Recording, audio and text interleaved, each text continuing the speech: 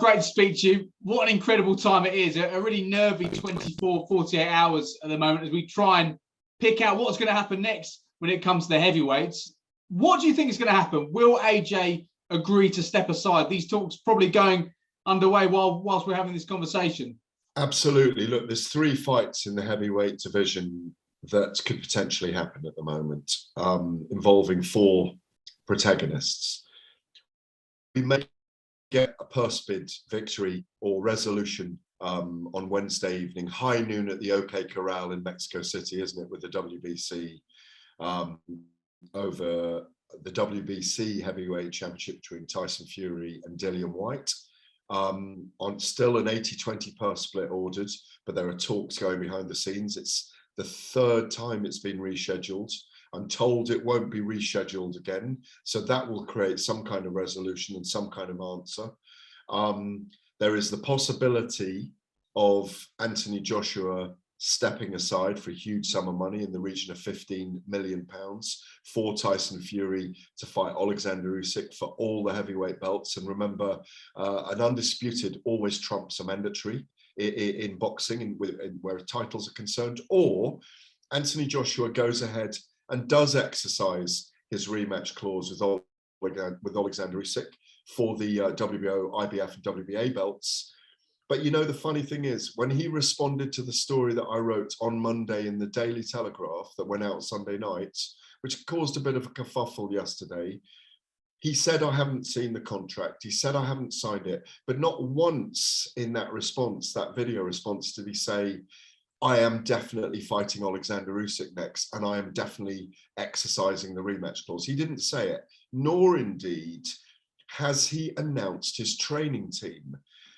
We know that Tyson Fury is tentatively booked for the Principality Stadium in Cardiff on March 26th. We understand that this potential Usyk-Fury fight could be a bid being tabled by a group in the Middle East. And also, Alexander Krusuk, Usyk's promoter, has revealed in the last 48 hours that they've actually been talking to Fury since November about a fight. Pick the bones out of that one. You know, so just look amongst all the litter in the heavyweight division there at the moment, over these 4 guys we're talking about, over these 3 potential fights, over what's been going on behind the scenes. Dillian Whyte's team totally silent for over a month. You cannot get an answer out of them because of the arbitration case with the WBC, and they don't want to commit to any of it.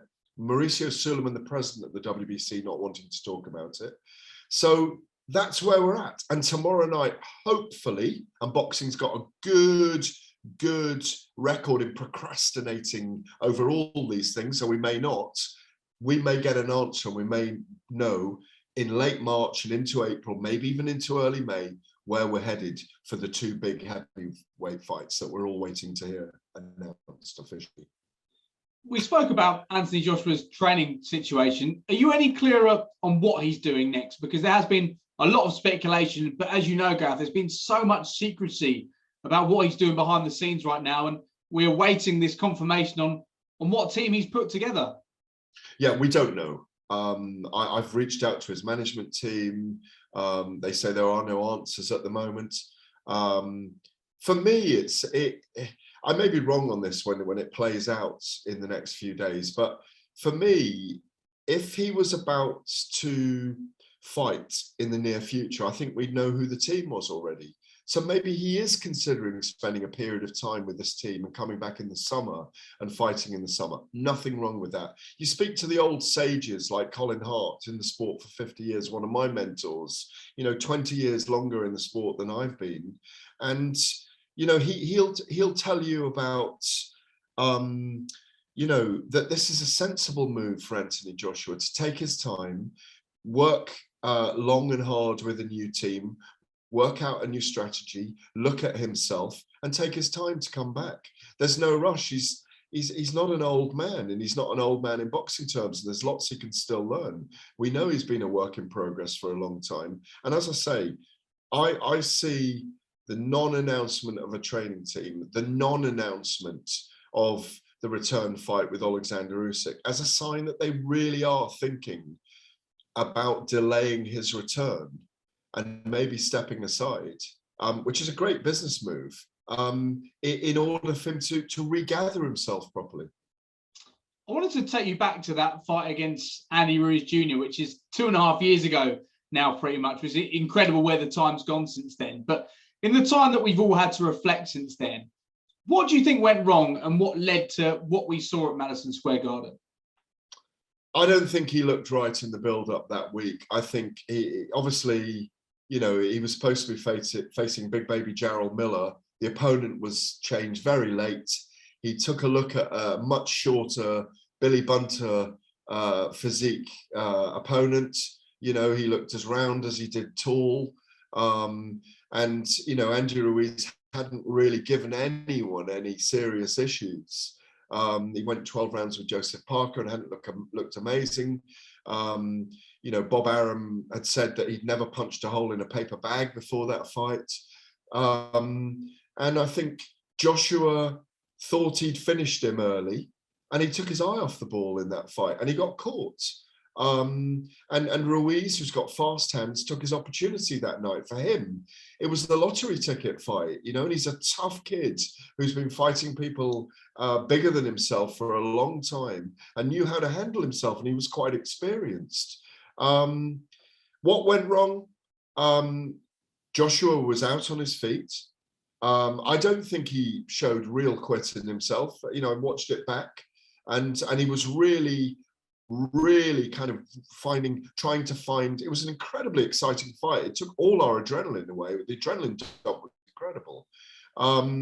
But he found a new level in himself when he came back. Yes, he was much more cautious after that fight. And I think that's what we've seen from him.